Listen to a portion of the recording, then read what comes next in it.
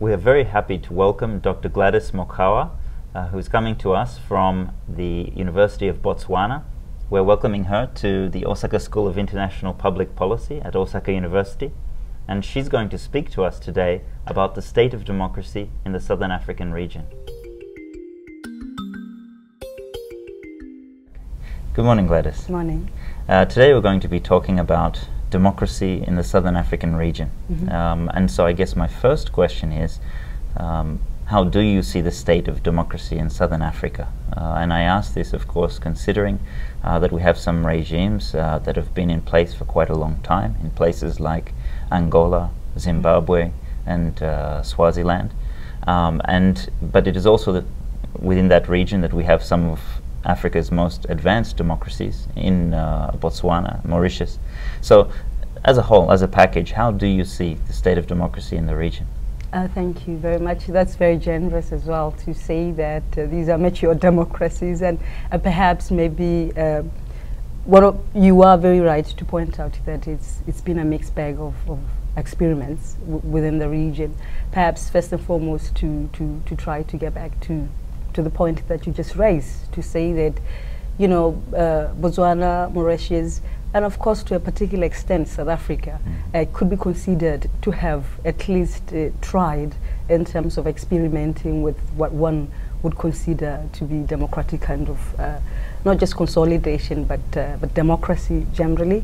And a few exceptions here and there, Swaziland, Zimbabwe, and perhaps maybe Angola are kind of the notorious ones within the region. I think, generally speaking, there has been kind of concerns or challenges within the region as a whole, within Southern Africa. Specifically, I want to look at the countries within the SADC region, Southern African Development Community, to say that, you know, whether it's South Africa, whether it's Botswana, the challenges are more or less the same. And I'll highlight three or so concerns that I see as the major challenges. Please do.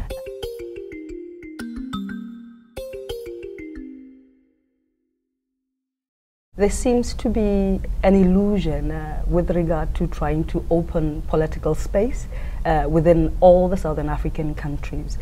Perhaps the difference is the degree to which other countries are doing it and other countries are not doing it. Let me explain what I mean by opening political space. The leadership within most of the Southern African countries have a tendency to want to limit participation of other actors or other participants within the social contract that happens to be specific countries. I'll give an example. You have civil societies, you've got pressure groups in the form of either religious ones or trade unions, who are usually not given the particular kind of, can I say, space in terms of articulating what their concerns are. The opposition have space?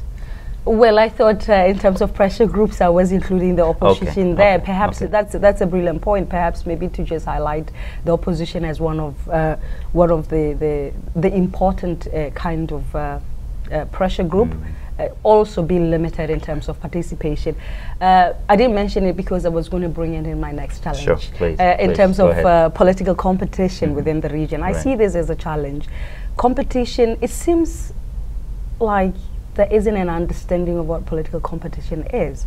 Of course, multipartyism is there. Of course, elections are usually held. But it is the quality and it is the process, whether the process or the quality of elections would fit into the template of democratic kind of elections are. It's another thing. So in essence, what I'm trying to say is that you would find predominant party systems within most of these, not regimes, most of these states. And in this dispensation, often than not, opposition parties are not given either funding, or they are not given more airtime in terms of trying to air their either policies or concerns that they might have about the ruling government. So basically, political competition is imperfect. Would this apply to places like Botswana and Mauritius as well? Definitely. Perhaps maybe Mauritius, I don't have so much information about it, but definitely in Botswana, and there is a generic concern that opposition parties in Botswana are weak, and this has been ongoing for almost 40 or so years. The ruling party is still the ruling party. It's still the ruling party. Sure. And the same thing in South Africa, Namibia, you name it. Right. Okay, and then your third challenge? And then my third challenge beyond political competition has to do with exclusionary politics. And I guess these are more or less connected. Exclusionary politics is connected to the other ones. Even within the ruling party, you find that there are other marginalized groups. You know, there is a particular kind of core within the elite that happens to be making most of the decisions, and this is very particularly common. You see ZANU-PF, you see BDP, Botswana Democratic Party, you see the same thing in ANC. So if you do not subscribe to a particular narrative that perhaps maybe President Zuma has or President Khama has, basically you end up finding yourself outside this core of what I'd call the ruling coalition.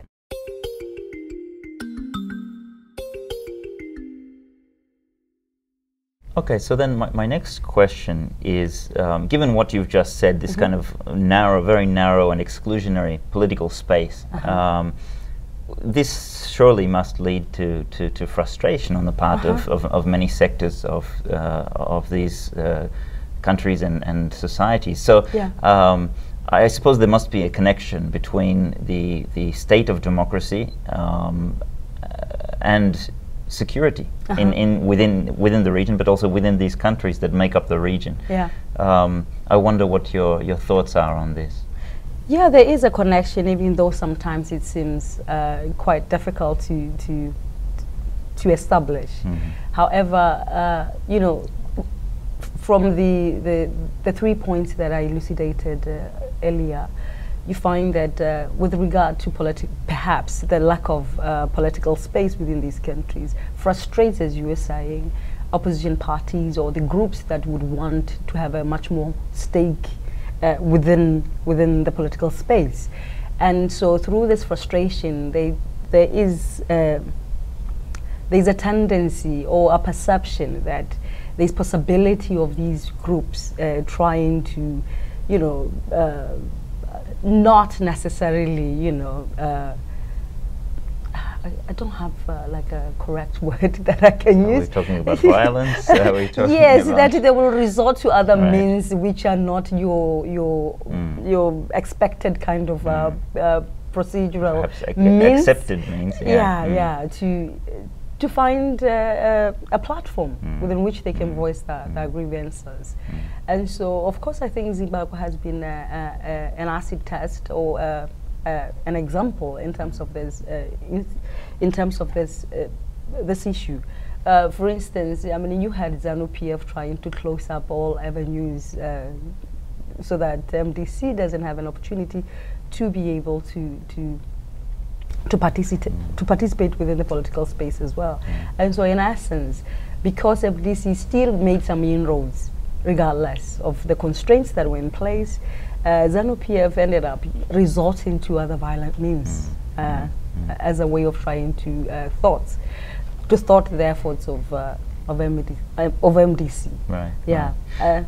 But on the other hand, we also see this. This is, I guess, violence on the part of the incumbent, right? But on the flip side, as we're talking about these frustrations, we see, for example, the reverberations of the Arab Spring in the region in terms of people rising up. You know, of course, mostly these were seen as peaceful demonstrations to power, but I'm sure this has an impact on the security of these places nonetheless. Precisely, and I think, and thank you for using that example, for highlighting that, because I think South Africa, as well with this Marikana kind of mess that we just witnessed recently, was demonstrating exactly that the state on one end is unable to handle kind of dissatisfaction or discontent in a way. And as such, you know, individuals end up having to resorting to means that one would not have thought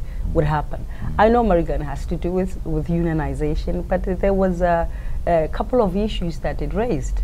First and foremost, the lack of trying to mobilize your people, the lack of using much more safer ways of controlling your crowd.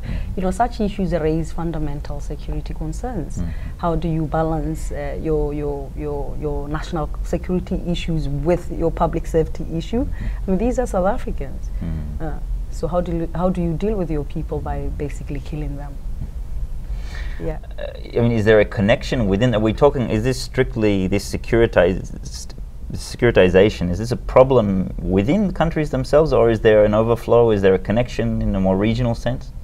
Well, I would hope not. I would hope there wouldn't be a connection in a regional sense. In a negative sense, right? But I'm sure these are colleagues, you know. You know, the presidents are aware of what is happening in another country, because, I mean, Zuma cannot say anything against Khama. Khama cannot say anything against perhaps Zuma, even though Khama has said something against Mugabe. But again, you know, internally as well, it's not like everything is perfect as well in Botswana. So these are, it's quite difficult to establish a particular kind of a regional trend towards this. But however, one can witness that there is some kind of, one is copying the other in terms of behavior, because there is no one telling the other that you cannot do that.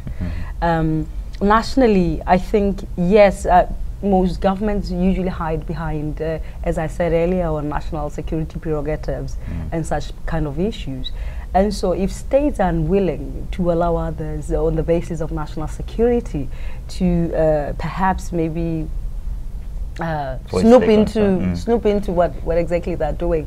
So basically there isn't any kind of trend nationally nor regionally. So it's each man for themselves and none for all. Is it none for all? Yeah. Yeah. Okay. Okay.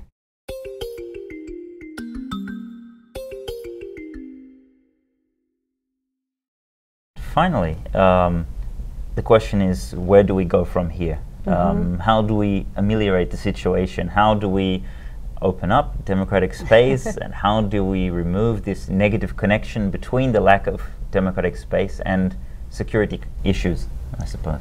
I know it sometimes sounds as if it's a cliche to say that, you know, leaders have to be very much aware of the fact that they're in the offices that they occupy because of the people that they are instigating violence against.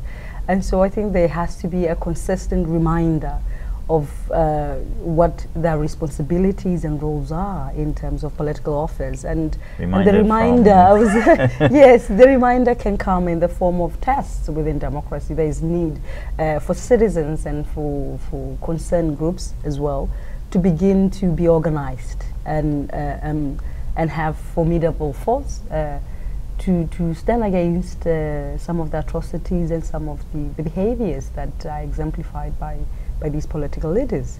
And here I have in mind, one can say that, you know, civil society is weak in some of these particular states, so how are we going to be able to have that formidable force? I genuinely believe in associations.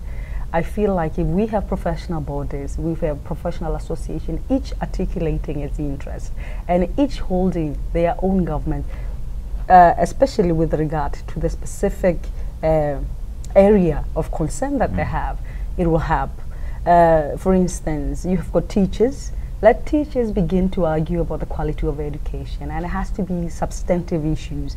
Let engineers complain about the state of roads and how terrible they are, you know, and have nurses talk about healthcare and doctors.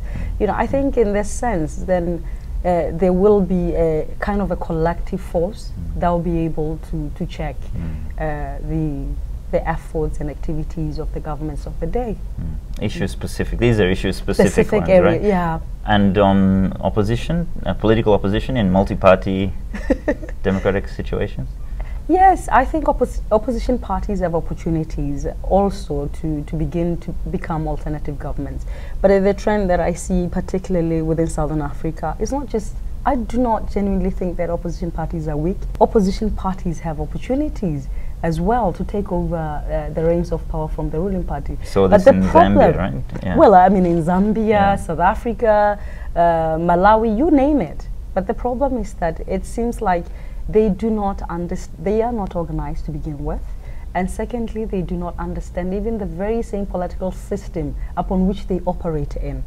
You know, so if people are aware of how their own political setups are configured,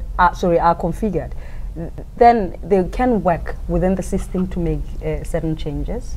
They also need to understand that, it is the people that have put the leaders of the ruling parties in power. So they have to go back and do the hard work. Make their case to the people. Make a case to the people.